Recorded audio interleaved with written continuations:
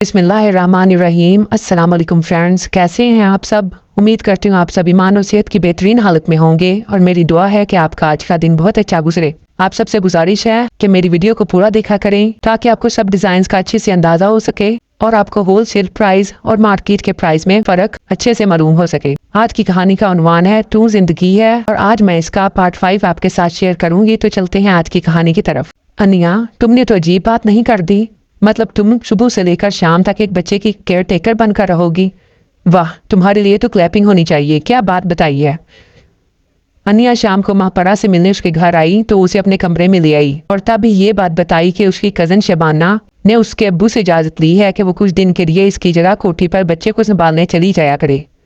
गाड़ी इसको मोहल्ले से ले भी जाया करेगी और छोड़ भी जाया करेगी। इसके अब्बू भी थोड़ी सोच विचार के बाद मान गए थे। यार, अब शबाना बाजी ने इतनी मिन्नत की है और वो 1 साल से पिंड भी नहीं गई और अब उसके बड़े साहब भी मान गए हैं तो फिर अब्बू बेचारे को भी हाँ करनी पड़ी। अनिया ने बेचारगी से कहा और दांत से नाखून कुतरने लगी। फिर भी चाचे को ख्याल करना चाहिए था, एक जवान जहां लड़की को कैसे कहीं भेज देंगे। महापारा ने किसी बुरी अम्मा की तरह बोला। अब बता क्या करूं, बच्चे तो मुझे वैसे भी पसंद हैं और मेरा बहन भाई भी कोई नहीं है। बच्चे पसंद हैं तो इसका मतलब कहीं भी बच्चों वाले घर में चली जाएगी। महापारा ने अपनी भूली दोस्त को घूरा जो इसके हिसाब से बहुत ही कोई मासूम है। ऐसे तो नहीं बोल रही मैं, वो मिनमिनाई। अब तो जो होना था हो गया, मगर मेरी बात ध्यान से सुनो। अपना मोबाइल हर वक्त अपने साथ रखना और कुछ भी ऐसा वैसा महसूस करो तो फौरन मुझे मिस कॉल देना, मैं फौरन तुम्हारे पास पहुंचूंगी। अब हर किसी पर एतबार थोड़ी ना कर सकते हैं। बड़ी ही कोई राजदारी से ये बातें बताई गई थी। मगर शबाना बाजी ने बोला है साहब सुबह ही ऑफिस चले जाते हैं और फिर शाम को ही घर आते हैं।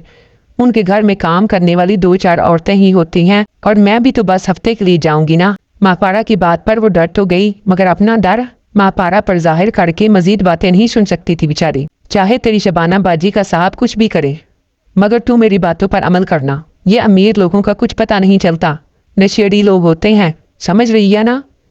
हाँ हाँ, दिल को मजबूत करने की कोशिश की गई। बस मेरी बहन ऐसे ही 2-4 मजीद टिप्स दूंगी। अरूप से पूछूंगी कि अमीरों में कौन कौन सी बुराइयां होती हैं, वो सुबह गाइड करेगी। मेरी दोस्त, मैं तुम्हें कुछ नहीं होने दूंगी। महापारा हमेशा तुम्हारे साथ रहेगी। वो अपनी दोस्त को ऐसे तैयार कर रही थी जैसे वो किसी महाज पर लड़ने जा रही हो और वो इसकी हिम्मत बढ़ा रही हो। ठीक है, अब मैं घर जाती हूँ, अब्बा आने वाले होंगे, रोटी पका के दूंगी।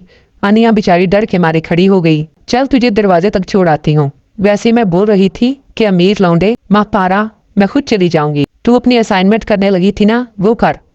अल्लाह हाफिज। इससे पहले कि महापारा उसे और ज्यादा डराती, अनिया उठ खड़ी हुई और कमरे से बाहर निकल गई। अरे अभी तो मुझे कुछ और बताना था, जल्दी है। मेरी दोस्त भी सबको अपनी जैसा मासूम समझती है।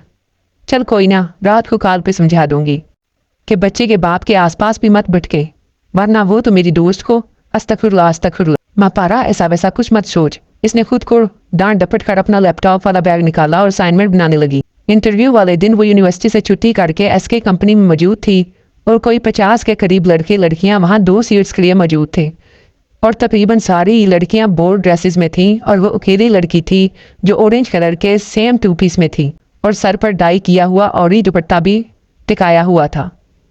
अब वो इन सब लड़कियों को ला हौला वला कुव्वता करके देखी जा रही थी। इंटरव्यू का टाइम 10 बजे का था और 10 मिनट पहले ये पहुंच चुकी थी। इसका इंटरव्यू में 21वां नंबर था, इसलिए वो आराम से कुर्सी घसीट के बैठ चुकी थी। सबकी ड्रेसिंग भी नोट करनी थी ना। आखिर को एक लड़की थी जो मैचिंग अच्छी लगेगी वो खुद अपनी अम्मा से सिलवा लेगी। लड़कियों वाले शौक और शशके। सुनो, क्या एजुकेशन है आपकी। ज्यादा देर चुप नहीं रह सकती थी, इसलिए साथ बैठी लड़की को मुखातिब किया। मैंने कंप्यूटर के 2-4 डिप्लोमे कर रखे हैं।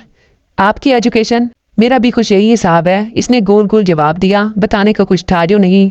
यही हिसाब मतलब। अपने बालों को स्टाइल से पीछे करके लड़की ने सवाल पूछा। मतलब जो तुमने किया हुआ है। और आगे कोई सवाल नहीं।